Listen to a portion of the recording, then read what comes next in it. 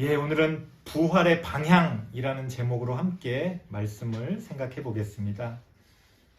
부활을 이야기할 때 많은 사람들이 부활이 있다, 아니다, 부활 같은 것은 없다, 이렇게 흑백 논리로 자주 싸우는 모습을 보게 됩니다.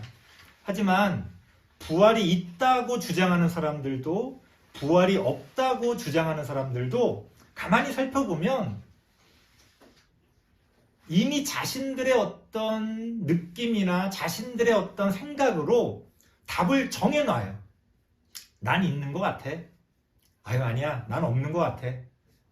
그래 놓고서는 서로 이제 증거를 막 내밉니다. 그러면서 봐라, 이게 증거다. 하지만 뭐 전혀 설득력이 없는 그런 빈약한 증거들로 서로를 설득하려고 합니다. 하지만 사실 부활이라는 것은요, 그렇게 증명될 수 있는 게 아니라는 거예요. 부활이 있다는 걸 어떻게 증명하겠어요? 사실 우리가 정말로 해야 할 것은 부활이 있다 혹은 없다라고 주장하는 것이 아니라 도대체 부활이라는 게 무엇이냐? 성경이 우리에게 이야기하고 있는 부활이라는 것은 도대체 우리에게 어떤 의미로 다가오는 것인지를 우리가 더 깊이 생각해 봐야 합니다. 부활이 무엇인지를 알아야, 자세히 알아야 그것이 있는지 없는지도 얘기할 수 있는 거지, 부활이 무엇인지에 대한 정의조차도 서로 다르면서 나는 있다고 생각해, 아니야 나는 없다고 생각해, 이렇게 섣불리 주장할 필요는 없다는 겁니다. 그래서 우리는 더욱더 부활이 무엇인지에 대해서 알아봐야 됩니다. 오늘도 그 한 걸음이 될 것 같습니다.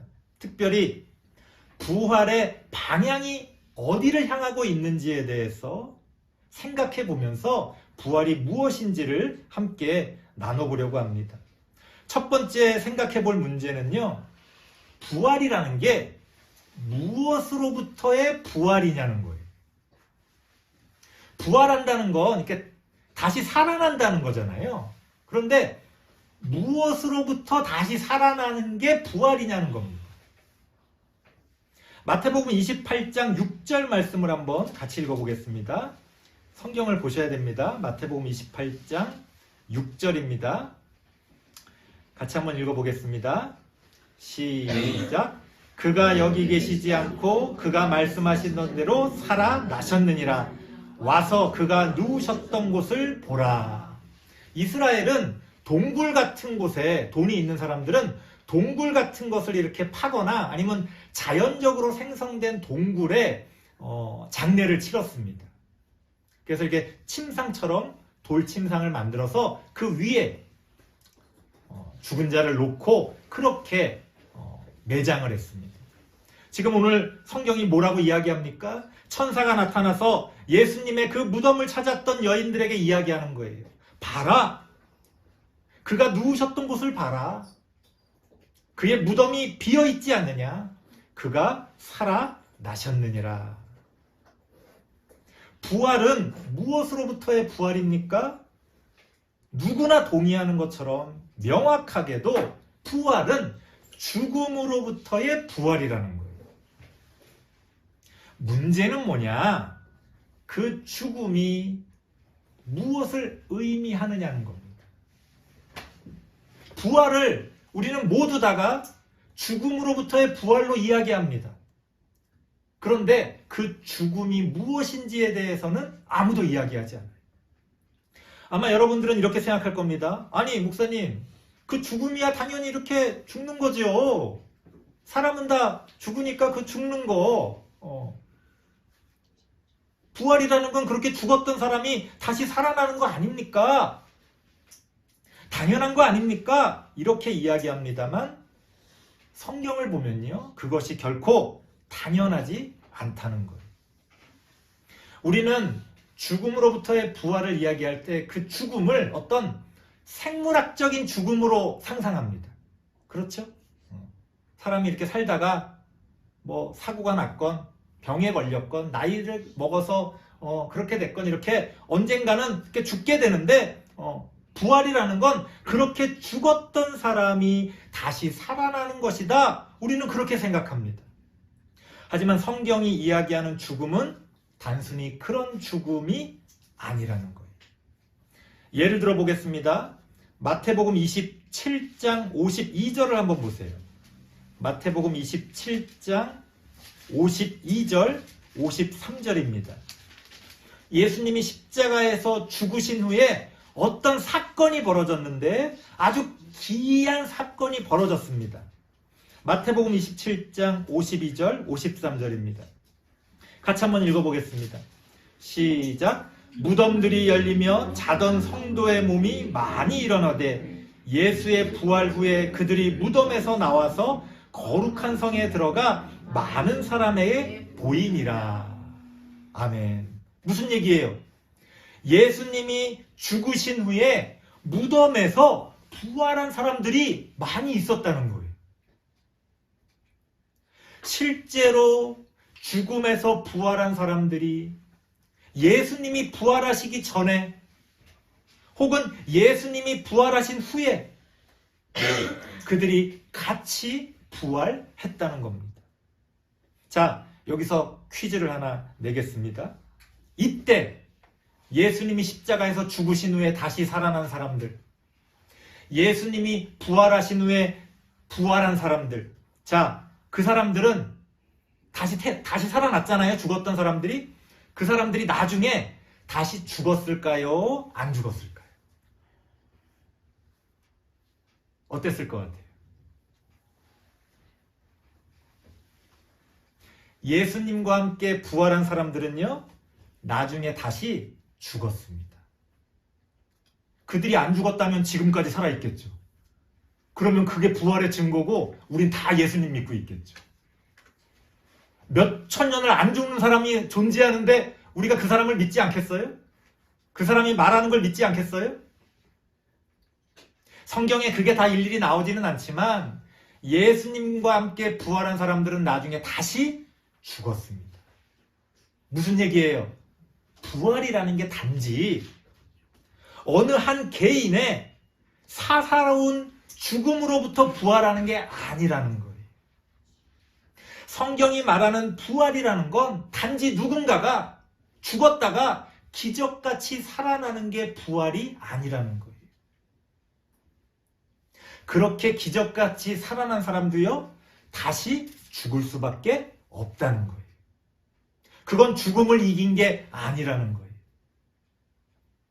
그렇다면 성경이 말하는 죽음으로부터의 부활은 어떤 죽음을 이야기하는 것이냐? 바로 인간이 죽을 수밖에 없는 절망적인 존재라는 거예요. 이 세상의 유일한 진리는 딱 한 가지입니다. 사람은 모두 죽는다는 거예요. 오늘 성경이 부활을 통해 이야기하는 죽음은요, 그러한 절망적인 존재로서의 인간이 바로 실존적으로 절망할 수밖에 없는 그 죽음이라는 것을 이야기하고 있다는 거예요. 성경에서 말하는 부활은요, 어느 한 개개인이 죽었는데 나중에 다시 살아날 거야, 이게 아니라 죽을 수밖에 없는 인간의 그 실존적인 절망을 뛰어넘는 소망을 부활은 이야기하고 있다는 거예요. 조금 더 자세히 설명드리면요, 인간이 죽을 수밖에 없다는 거는요, 우리에게 굉장한 무의미로 다가옵니다. 그렇죠? 우리가 지금 살면서 뭔가를 막 하잖아요. 이게 뭐 굉장히 의미 있는 것처럼 우리는 많은 이야기들을 하고 많은 어떤 행동들을 합니다. 그런데 가만히 생각해 보면 그래봤자 우리는 다 죽을 수밖에 없다는 거예요. 이게 철학적으로, 실존적으로 얼마나 무의미합니까? 성경이 말하는 부활은요, 우리가 그 무의미를 의미로 바꿀 수 있다는 거예요. 부활의 소망은 우리에게 그것을 가르쳐 줍니다. 내 삶의 이 무의미함을 어떻게 의미 있게 만들어낼 수 있는지를 부활은 얘기해주고 있다는 거예요. 부활의 소망은 그래서 우리에게 단지 죽었지만 다시 살 수 있다가 아니라 죽을 수밖에 없는 우리가 단지 영원히 살 수 있다가 아니라 그런 무의미한 절망적인 존재일 수밖에 없는 우리 인간이 어떻게 하나님을 믿고 하나님 안에서 의미 있는 삶으로, 의미 있는 생명으로 거듭날 수 있는지를 성경은 우리에게 가르쳐주고 있다는 겁니다. 그래서 부활의 방향은 무엇으로부터 부활입니까? 그런 죽음으로부터의 부활이라는 거예요. 두 번째 생각해 볼 문제는요. 자, 그렇게 우리가 죽음으로부터 부활했잖아요. 그렇다면 이제 그 부활이 무엇을 향한 부활이냐는 거예요. 우리가 지금 어딘가로부터 부활했어요. 그 죽음으로부터 부활했습니다. 그럼 이제 어딘가를 향해 나아가야 되잖아요. 부활은 무엇을 향한 부활이냐는 거예요. 많은 성도들이요. 아니 목사님 그건 당연하지요. 천국 아닙니까? 천국. 우리 부활의 목적지는 천국이지. 뭐 두말할 필요가 있습니까? 그렇게 이야기할지도 모르겠습니다. 그런데 이 천국이라는 게요. 참 어려워요. 많은 사람들이 천국에 대해서 이야기하는데요. 가만히 생각해보면 아무도 천국에 가본 사람은 없어요. 천국에 가봤다고 주장하는 사람들의 그 주장들도요. 다 제각각이에요. 같은 곳에 간 게 맞나? 쉽게 서로 말하는 게 달라요. 결국 천국에 가봤다고 말하는 사람들의 그 이야기들은요. 가만히 보면 미국 사람들은 미국식의 생각을 가지고 천국을 이야기하고요. 한국 사람들은 한국식의 생각으로 천국을 이야기합니다. 미국 사람들은 천국에 가면 뭐 여러 가지 빌딩들이 이렇게 세워져 있다고 얘기해요. 조선시대 때 한국에 살던 사람들은요. 평구에 갔더니 기와집이 막 이렇게 있다고 이야기를 해요. 뭐 어딜 갔다 온 거예요? 코리아타운? 천국에도 막 코리아타운이 따로 있고 미국 사람 사는 데가 따로 있습니까? 죽어야만 가는 천국이라는 건 우리가 확인할 방법이 없어요. 오해하지 마세요. 저는 천국을 믿고요. 죽음 이후에 천국에 가고 싶습니다. 하나님이 나를 구원해 주셔서 천국에 가보고 싶어요. 제가 말씀드리고 싶은 건 우리가 그 천국에 대해서 말할 능력이 혹은 말할 자격이 있냐는 거예요.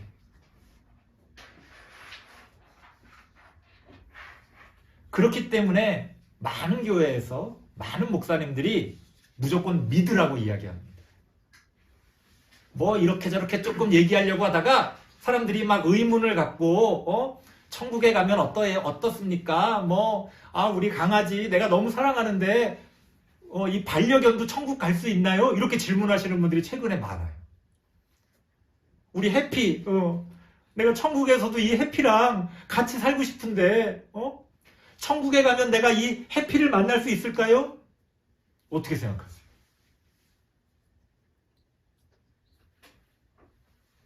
이러니 저러니 여러 주장들이 있습니다만 결국에는 그냥 믿으라고 이야기하는 거예요. 제가 생각할 때요. 무조건 믿으라고 하는 종교는요. 사이비 종교입니다.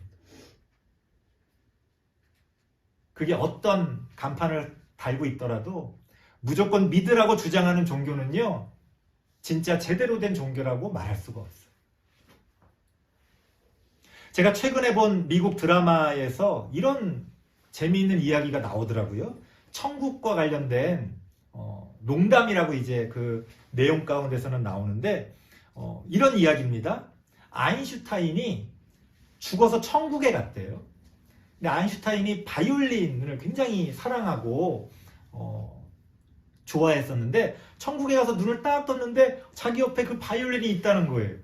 그래서 야, 너무 기쁘고 내가 천국에서도 이 바이올린을 연주하면서 행복하게 살 수 있겠구나. 사실 나는 다른 어떤 것보다 내가 일했던 거, 내가 봉사했던 거, 뭐 내가 연구했던 거 이런 거보다 나는 바이올린 연주하며 사는 게 너무 좋은데 이제 내가 이 바이올린과 함께 이 천국에서 기뻐하며 영원히 살 수 있겠구나 하면서 바이올린을 딱 들고 이제 연주를 하려고 했다는 거예요. 그랬더니 갑자기 천사가 나타났다고 합니다. 여보시오, 지금 뭐 하는 거예요? 아니, 내가 지금 바이올린 내가 좋아해서 바이올린 연주하려고 그러는데 뭐가 문제입니까? 이렇게 이야기하니까 천사들이 안 된다는 거예요. 이 천국에 있는 신은 색소폰 연주를 좋아하시는 색소폰 연주자인데 그래서 다른 연주를 하면 안 된다는 거예요. 절대 큰일 나니까 바이올린 내려놓으라고. 그러니까 아인슈타인이 할 수 없이 시무룩하게 바이올린을 내려놓습니다. 사실 천국에서 그다지 할 일도 없는데 바이올린도 못하고 별로 그렇게 기쁘지 않았어요. 그러던 순간에 저 하늘에서 색소폰 연주가 쫙 들리는 거예요. 신이 연주를 하는 거지. 아인슈타인이 들어보니까 자기가 아는 곡이에요. 야, 내가 저 색소폰 연주에 맞춰서 바이올린을 연주한다면 얼마나 멋있을까. 신과 함께 내가 바이올린 연주를 할 수 있다니 너무 멋있겠다 하고서는 바이올린을 들고 연주를 시작합니다. 아니나 다를까 갑자기 색소폰 연주가 멈추고 신이 아인슈타인 앞에 나타납니다. 그리고 아인슈타인을 발로 뻥 차버려요. 그리고 바이올린을 부숴버립니다. 그 이후로 아인슈타인은 천국에서 행복했을까요? 불행했을까요? 음악을 사랑했던 아인슈타인에게 음악이 없는 천국은 천국이 아니라 지옥이었다는 거예요. 이건 농담입니다. 왜 이런 농담이 나왔을까요? 이런 우스운 이야기가 우리에게 말하고자 하는 게 뭡니까? 천국에 가면 정말 행복하기만 할까요? 천국이 어떤 곳인지 우리는 확실히 알 수 있습니까? 이 세상에서 우리가 누리고자 하는 것들, 야, 천국 가면 다 할 수 있어. 지금은 참어. 그게 과연 옳은 걸까요? 사실 우리가 죽어서 가는 천국은요, 우린 아무도 죽어보지 못했으니까 우리가 이것이 옳다 저것이 옳다 이야기할 수가 없다는 거예요. 그래서 성경은요, 천국에 대해서 별로 말을 안 해요. 우리는 천국을 그렇게 중요하게 생각하고, 뭐 요새는 예전 같지 않습니다만 제가 어릴 때만 해도요, 부흥회 같은 거 하면은 마지막 날에는 다 천국 얘기야. 다 천국 얘기. 맨날 그 노래, 천국에서 만나보자 하면서 그냥 서로 막 그냥 북치고 장구치면서 눈물 흘리면서 그렇게 천국을 이야기했습니다. 하지만 성경은요, 천국에 대해서 거의 얘기를 하지 않는다는 거예요. 천국이 그렇게 중요하고 우리가 정말 그런 천국에 대해서 자세히 알아야 한다면 성경이 이야기하겠죠. 하지만 성경은 우리에게 천국보다 더 중요한 것을 이야기합니다. 그렇다면 우리의 부활은 무엇을 향한 부활이어야 할까요? 만약 천국이 아니라면 우리의 부활은 어디를 향해야 하는 걸까요? 마태복음 28장 10절 말씀 같이 읽어보겠습니다. 마태복음 28장 10절입니다. 같이 한번 읽어보겠습니다. 시작. 이에 예수께서 이르시되 무서워하지 말라. 가서 내 형제들에게 갈릴리로 가라 하라. 거기서 나를 보리라 하시니라. 아멘. 부활하신 예수님이 여인들에게 뭐라고 이야기합니까? 갈릴리로 가라. 거기서 나를 만날 것이다. 갈릴리, 그 갈릴리 호수가 있는 베드로가 업으로 생계를 유지하던 그곳, 예수님의 많은 제자들이 있는 그곳, 갈릴리가 상징하는 곳은요, 우리 서민들이 두 발을 딛고 생계를 이어가는 우리 삶의 터전을 이야기하는 거예요. 아주 평범한 우리가 살아가는 그 장소, 갈릴리는 바로 그곳을 상징합니다. 예수님께서 부활하신 후에 우리에게 천국에서 만나자 이렇게 말씀하지 않으셨다는 거예요. 부활하신 예수님은 제자들에게 갈릴리로 가라. 그곳에서 나를 만날 것이다. 이렇게 이야기했다는 거예요. 무슨 얘기입니까? 부활은 무엇을 향한 부활이어야 한다는 거예요? 어디를 향한 부활이어야 한다는 거예요? 저 하늘이 아니라 오히려 이 땅을 향한 부활이어야 한다는 거예요. 9절 말씀을 보면요, 이런 말씀이 나옵니다. 예수께서 그들을 만나 이르시되 평안하냐 하시거늘 여자들이 나아가 그 발을 붙잡고 경배하니. 부활하신 예수님이 여인들에게, 부활하신 예수님이 우리에게 가장 먼저 말씀하신 그 말씀은 평안하냐는 것이었어요. 그게 무슨 얘기예요? 우리의 일상에 고단하고 힘든 그러한 우리의 그 지친 그 삶의 우리의 자리에서 예수님은 우리를 만나시며 무슨 말로 위로해 주십니까? 평안하냐는 거예요. 평안하지 않죠.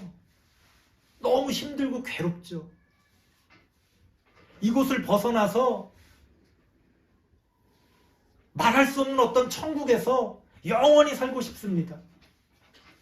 하지만 예수님은 바로 그 고단한 우리의 삶의 자리에서 우리를 만나시고 우리에게 질문하십니다. 평안하냐? 평안해라. 나와 함께 하자. 우리 일상의 평안한 삶, 바로 그곳에 부활이 있고 그곳에 천국이 있다는 겁니다. 그래서 부활의 방향, 그 부활이 어디를 향해야 하느냐라고 할 때 우리는 저 천국만 바라볼 것이 아니라 바로 내가 살아가는 삶의 자리, 우리가 살아가는 이 삶의 자리에서 우리가 어떻게 부활의 삶을 살아야 할지, 부활의 생명을 함께 나누며 위로하고 힘을 얻어야 할지, 우리는 그렇게 고민하며 그 부활을 맛보며 누리며 살아가야 합니다. 기도하겠습니다.